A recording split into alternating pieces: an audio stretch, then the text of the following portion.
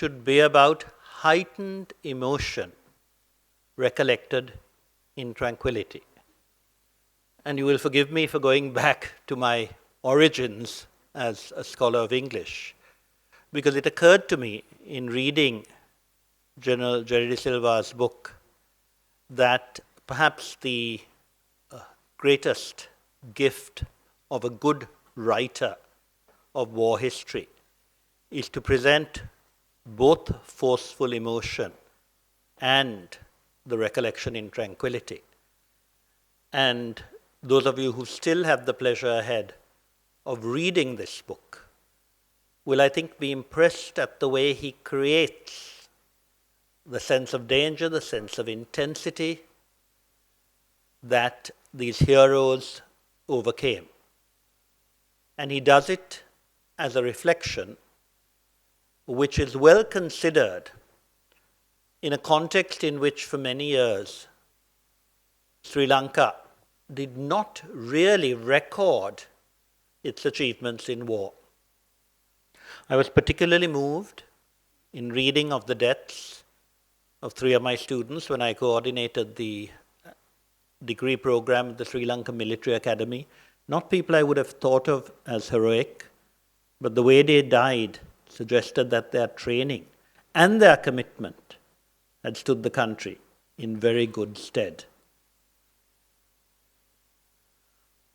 I think in writing about war, as Gerry did, it is important to record it all. I remember way back in the early years of this century, I used to complain that Sri Lanka didn't have enough written about its wars.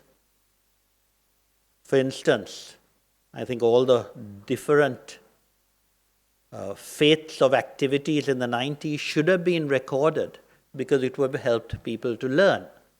And I remember being told by the commandant at the time, no, they couldn't write it because some of those responsible for some of the defeats were still in action. And I think that should be compared with the history of the IPKF, which, despite what is seen as a disastrous sojourn in Sri Lanka, produced several books of good analysis which help for the future.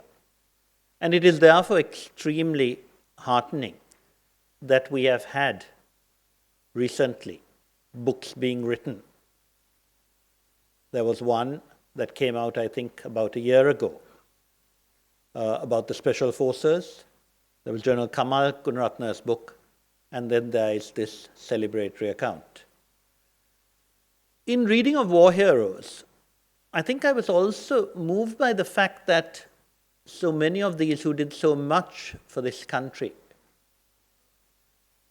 in hard fighting were also amongst the gentlest and the most decent of human beings.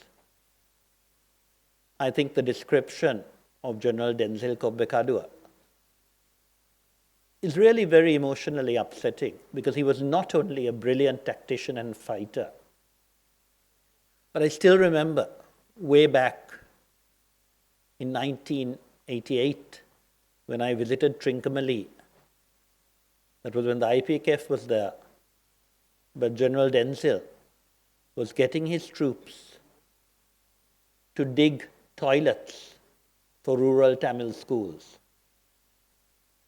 And I think one thing that continues to be forgotten is that while there was a brilliant war victory, it was also accompanied, not only followed, but also accompanied by a tremendous commitment to the civilian Tamil population that had suffered so much. And this went on through the war and after the war. And I recall when General Gunaratna, who when you look at him, seems the toughest of mortals, and I think he is. But I remember when he was in charge of Vavuniya on behalf of the Ministry of Human Rights, we would want him to release some people, vulnerable people, quickly. And he was actually even more advanced and did more than we requested when, as we all know, there were some people in the army who actually scolded the then president and said he had released people far too quickly. And those are all forgotten now, that there was a genuine humane commitment to Tamil civilians, and it was exemplified by all the outstanding military officers with whom I associated. And that brings me to another line of poetry, which I think is extremely vital. It was written by a Sri Lankan poet, and Ranasinghe. It is necessary to remember. It is evil to forget. And in a context in which we in Sri Lanka have for the last 8 years lived without worries of having bombs exploding around us in the city,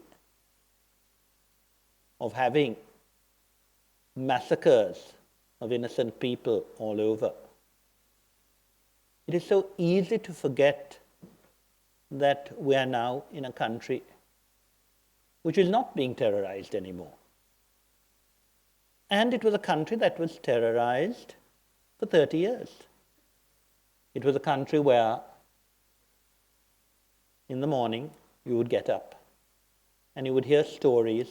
I had a sister who was a victim in the central, she didn't die. She came home covered in blood when the bomb exploded at the central bank.